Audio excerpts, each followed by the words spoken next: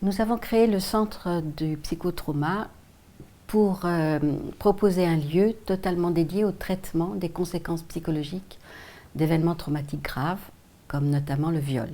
Le viol est un crime, c'est le premier point qu'il faut d'abord poser. Ensuite, cet événement traumatique a des conséquences psychologiques graves. La première conséquence, c'est la peur dans laquelle cet événement va être vécu. Cette peur a des conséquences neurologiques et biologiques et provoque un véritable cataclysme à l'intérieur du cerveau.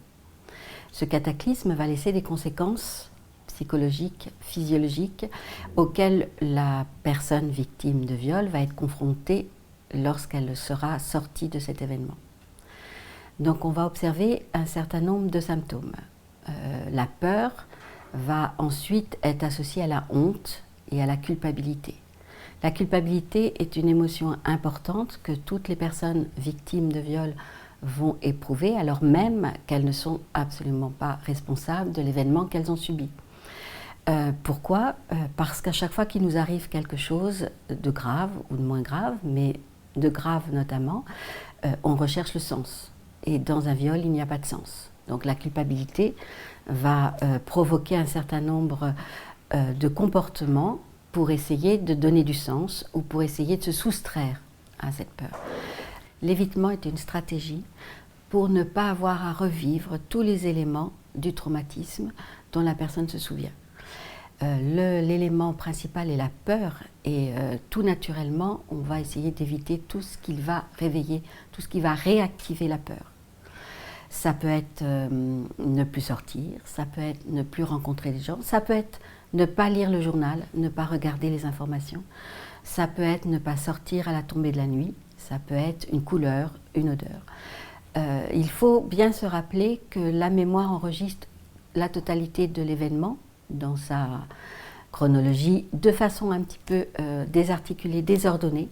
Donc ça pose un problème après pour la personne qui ne se rappelle pas complètement et pas correctement de ce qui s'est passé, mais surtout la personne enregistre les sensations, les émotions et a perçu tous les événements les micro-événements qui se sont produits autour de l'événement traumatique, autour du viol.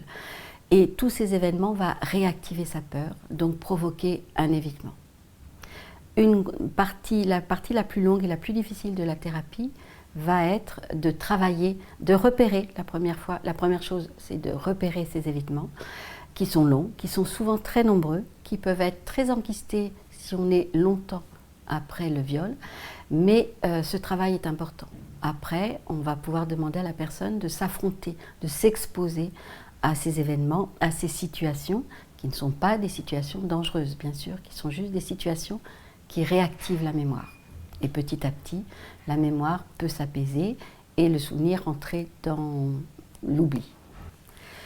Cette thérapie amène une énorme amélioration des conséquences psychologiques qu'on a décrites et elle est importante. C'est important parce que même si être victime de viol n'est pas une maladie, ça a beaucoup de conséquences psychologiques. Et on peut améliorer ces conséquences et les victimes peuvent reprendre une vie normale, différente peut-être, quelquefois différente, mais normale, et surtout retrouver leur liberté, la liberté de construire et de restaurer leur propre vie, ce qui me paraît être extrêmement important.